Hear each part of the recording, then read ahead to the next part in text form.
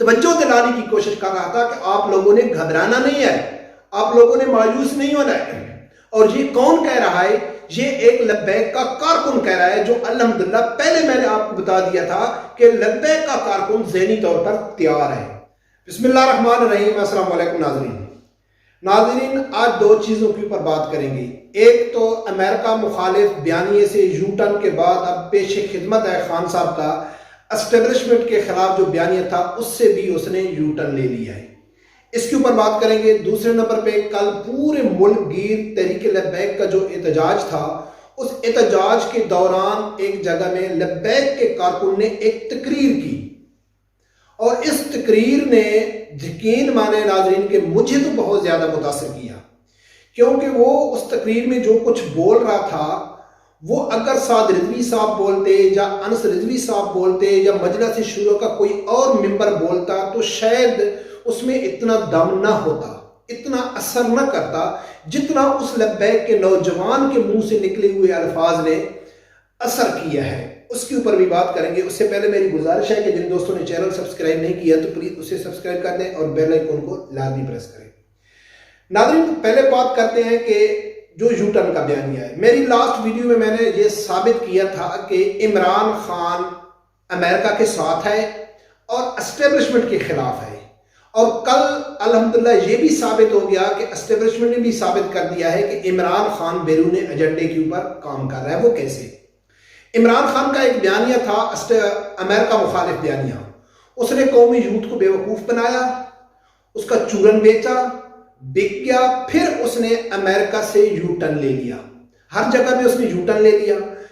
You turn کے بعد امریکہ کے وفد اس بیانیے کے دوران، احتجاج کے دوران کے پی کے میں اس سے مل رہے ہیں، عمران خان کو بنی گالا میں مل رہے ہیں، اب زمان پارک میں بھی ملے۔ تو یہ ایک عام آدمی کے ذہن میں ایک چیز آتی ہے کہ جب آپ ایک آدمی کے خلاف ہیں تو وہ آپ کو بار بار کیوں مل رہا ہے؟ تو الحمدللہ کہ ہم کہتے تھے کہ عمران خان امریکہ کے خلاف نہیں ہے۔ امریکہ کو بھی معلوم تھا کہ یہ پاکستانی قومی یوتھ کو بیوقوف بنا رہا ہے، اور عمران خان اصل خلاف کس کے تھا؟ وہ خلاف تھا پاکستانی اسٹیبلشمنٹ کے، اور وہ ثابت ہوا کہ کل عمران خان نے بیان دیا ہے کہ میں جنرل عاصم منیر صاحب سے ملنا چاہتا ہوں، لیکن وہ مجھ سے نہیں ملتے، میں اس سے بات کرنا چاہتا ہوں، وہ مجھ سے بات نہیں کرنا چاہتے۔ تو بھائی پہلی تو بات یہ ہے کہ عمران خان آپ کیوں ملنا چاہتے ہو اسٹیبلشمنٹ سے؟ اسٹیبلشمنٹ مخالف بیانیہ تو جھوٹا نہیں تھا، امریکہ مخالف بیانیہ جھوٹا تھا، تو اب وہ ملنے کے لیے اس لیے کوشش کر رہا ہے کہ اس کے بغیر اگر میری حکومت بن گئی تو میں چل نہیں سکتا ہوں، اور اگر میں نااہل ترین شخص اگر حکومت میں آ گیا اور میری ناکامی میں نے دکھائی تو پھر میں قومی یوتھ کو کہوں گا کہ بھئی جس طرح باجوہ نے میری پچھلے 4 سال حکومت نہیں چلنے دی، فیصلے وہ کرتا تھا، اب آگے میں کہوں گا کہ یہ جنرل عاصم منیر ایسا کرتا تھا۔ اور آگے سے عمران خان نے ہی ثابت کیا ہے کہ پاکستان کی اسٹیبلشمنٹ وہ مجھے منہ نہیں لگاتی۔ بھائی منہ وہ کیوں لگائے؟ کیونکہ اسٹیبلشمنٹ کے خلاف آپ کا بیانیہ سچا تھا، امریکہ کے خلاف آپ کا بیانیہ جھوٹا تھا، امریکہ آپ کو بار بار مل رہا ہے اور اسٹیبلشمنٹ اب آپ کو منہ نہیں لگاتی۔ یہ ناظرین الحمدللہ پھر ثابت ہو گیا کہ عمران خان کا جو ہم شروع سے کہتے ہیں کہ امریکہ مخالف بیانیہ جھوٹا تھا، اسٹیبلشمنٹ اصل اس کا مخالف بیانیہ تھا جو سچا تھا، کل عمران خان نے خود ثابت کیا ہے کہ اسٹیبلشمنٹ مجھے منہ نہیں لگاتی۔ اب ناظرین بات کرتے ہیں اس نوجوان کی جو اس نے تقریر کی کل۔ اچھا، وہ اس لڑکے نے، لبیک کے نوجوان نے جو الفاظ بولے، الحمدللہ آپ کے بندہ ناچیز نے پہلے ایک ویڈیو میں اس کا ذکر کر دیا تھا کہ حافظ سعد رضوی صاحب معلوم نہیں کیا سوچ رہے ہیں، لیکن لبیک کے کارکن کیا سوچ رہے ہیں۔ اس کا ذکر میں نے کل نماز جمعہ کے فوراً بعد ایک میں ویڈیو بنائی جو میں میرا چینل ہے ملک رسول اللہ فیچر، اس کے اوپر اپلوڈ کی تھی۔ یہ فوراً جمعے کے بعد بنی ہوئی ویڈیو ہے، اور شام کو اس نوجوان نے وہ لفظ استعمال کیے۔ تو میں چاہتا ہوں کہ سب سے پہلے سنو کہ میں نے کیا کہا تھا، پھر بعد میں شام کو جو اس کا رزلٹ ملا ہے اس لبیک کے نوجوان سے وہ آپ لوگوں کے سامنے رکھوں گا۔ سب سے پہلے سنو کہ میں نے کیا کہا تھا۔ ابھی تو سعد رضوی صاحب مسلسل اس چیز کا اشارہ کرتے ہیں کہ ہم اپنا حق چھیننا بھی جانتے ہیں۔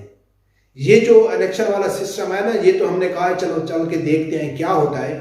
سعد رضوی صاحب کا ارادہ ہو یا نہ ہو، وہ یہ ارادہ رکھتے ہو یا نہ رکھتے ہو، جب رکھتے ہو تو معلوم نہیں کب وہ یہ ارادہ رکھتے ہو، لیکن ٹی این پی کا جو ایک ایک کارکن ہے ان کے ذہن میں یہ چیز ہے، ان کے پاس یہ آپشن ہے کہ بھئی اگر ہم اس الیکشن کے ذریعے یا اس موجودہ سسٹم اور موجودہ پروسیس کے ذریعے اگر ہم کو آگے نہیں آنے دیا تو ہو سکتا ہے کہ ہمارا لیڈر ہم کو دوسرے راستے پہ چلنے کے لیے کہہ دے۔ ناظرین، آپ لوگوں نے سنا ہے کہ میں نے پہلے بتا دیا تھا کہ حافظ سعد رضوی صاحب کے پاس دوسرا آپشن موجود ہے، ایک الیکشن کا اور دوسرا وہ افغانستان کا بتایا تھا، انقلاب کا، لیکن وہ کب اپلائی کرتے ہیں نہیں کرتے، سوچ رہے ہیں یا نہیں سوچ رہے، لیکن لبیک کے کارکن ذہنی طور پر تیار ہیں۔ یہ میں نے پہلے آپ لوگوں کو بتا دیا تھا، پھر شام کو جب میں وہ تقریریں سنی تو اس نوجوان کے جو الفاظ میں نے سنے تو بہت مزہ آیا۔ وہ نوجوان کے الفاظ سنو، پھر بعد میں آپ کو بتاؤں گا کہ اس نوجوان کے منہ سے وہ الفاظ زیادہ اثر کر رہے ہیں، سعد رضوی صاحب کے زبان سے شاید وہ اتنا اثر نہ کرتے، وہ وجہ بھی آپ لوگوں کے سامنے رکھوں گا۔ یہ سنو کہ وہ نوجوان کیا کہتا ہے۔ مجھے بتایا آپ میں سے کون پائے گا؟ جب اللہ کے فیصلوں کے خلاف دہلی نہیں ہوگا۔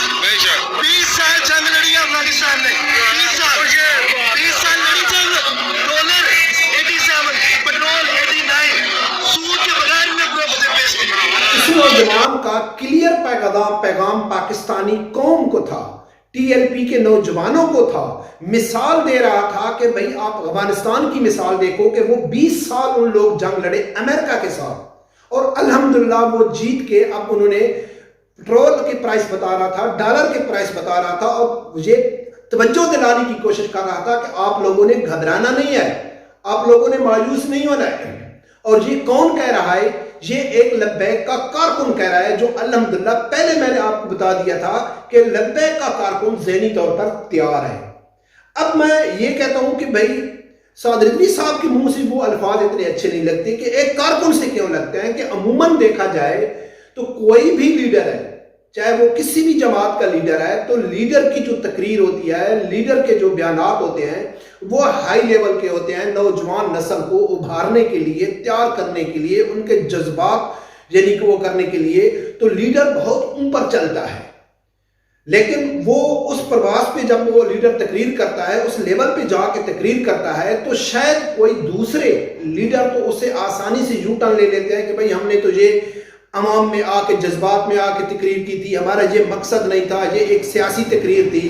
لیکن جو سعد رضوی صاحب کی تقریر ہے یا ایک کارکن کی تقریر ہے تو کارکن کی تقریر زیادہ اثر کرتی ہے کہ بھئی جن کو تیار کیا جاتا ہے وہ تو پہلے ہی آلریڈی تیار کھڑے ہیں، تو پھر ہم اور مزید کس یعنی لیول پہ جا کے تقریر کریں کہ کارکن جلدی ان کا ایمان، جذبہ ایمانی کو ابھارا جائے یا ان کے اندر ایک طاقت پیدا کی جائے۔ تو الحمدللہ لبیک کے جو کارکن ہیں وہ آلریڈی پہلے تیار ہیں اس چیز کے لیے کہ بھئی اگر ہم کو اس رستے سے، سیدھے رستے سے نہیں جانے دیا تو ہم اپنا حق چھیننا جانتے ہیں، جیسا کہ حافظ سعد رضوی صاحب نے پہلے کہہ دیا تھا کہ ہم اپنا حق چھیننا جانتے ہیں۔ اس وجہ سے میں جیسے یہ کہا تھا حافظ سعد رضوی صاحب نے، تو ابھی مجھے وہ ویڈیو نہیں مل رہی، اس دن بھی میں نے کہا تھا کہ حافظ سعد رضوی صاحب کی اس تقریر کے بعد جو اس نے کہا نا ہم حق نہ چھیننا چاہتے ہیں، اس تقریر کے بعد یا تو تحریک لبیک کے خلاف مزید سخت ایکشن لیا جائے گا پاکستان اسٹیٹ کی طرف سے، یا میڈیا میں ان کو کوریج دی جائے گی، ان کو انگیج کرنے کی کوشش کی جائے گی کہ چلو یار اب ان کو تھوڑا اسی رستے کے اوپر جس میں وہ آ رہے ہیں اسی کو ان کو تھوڑا رستہ دینا چاہیے، سپیس دینا چاہیے تاکہ وہ دوسرے رستے پہ نہ جائیں، کیونکہ یقیناً وہ دوسرا رستہ پاکستان اشرافیہ کے لیے ایک موت کا کنواں ثابت ہوگا کہ ان کی کوئی بھی بچت نہیں ہوگی۔ ہاں اگر یہ پہلے اس رستے میں آ کے اسلامی قانون نافذ کرتے ہیں الحمدللہ تو اس سے تو شاید یہ عدالتوں میں جائیں گے، کیس لڑیں گے تو کوئی ممکن ہے ان کے چانس بچنے کے۔ اگر وہ دوسرا رستہ اختیار کیا گیا تو پھر ان کو پہلے ہی حساب دینا پڑے گا۔ تو یہ ناظرین بن رہا ہے، الحمدللہ ہماری باتیں ہر موقع پہ سچ ہو رہی ہے۔ ابھی دیکھو کیا ہوتا ہے، رب پروردگار سے یہی دعا ہے کہ اللہ تعالیٰ ہر آدمی کو حق سچ سننے کی اور اس کے ساتھ کھڑے ہونے کی توفیق عطا فرمائے۔ اللہ حافظ۔